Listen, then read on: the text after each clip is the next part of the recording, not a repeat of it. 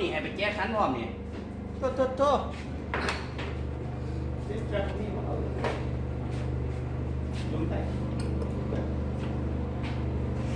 โอเคได้ไหมพร้อมแล้วครับ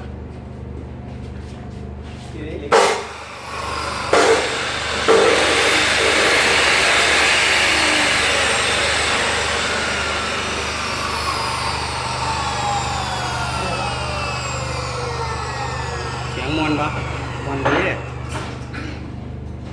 โอ้ตัดหอดพื้นต้นฟ้า เราจะไม่ตัดตื่น คุณน่ะ มันมีมือสามอันนั้นนะที่เราสงสัยว่าเป็นยังมีซีไงอยู่เขาบอกว่าเราออกแบบมาก ตัดหอดพื้นคุณเนาะ นี่อะไรแต่ว่า เอาแค่สุดกับพ่อ บอกแฟนแตกตั้งแต่ นี่ยังนี่ เอาเนี่ย ตั้ง แล้วนี่ยังอ่ะ อะไร อ๋อเล็กนั่น เมื่อกี้ก็ตัดเลิกโคตร เอาแดงเลยเหรอ หมออย่างหอดเรื่องก็ตั้งดีตัว จำได้เหรอ นี่เด้ ใช่ หมอจำได้ อ๋ออันนี้ตั้งระดับนะ เข็มขาดกับพ่อเรา เออตัวยันอ๋อนี่ นี่เล็ก คอย ยัน เอาล่องให้มองเป็นเลยนะเนี่ย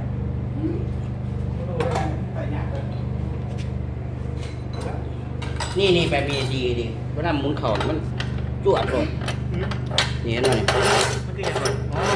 ลากออก น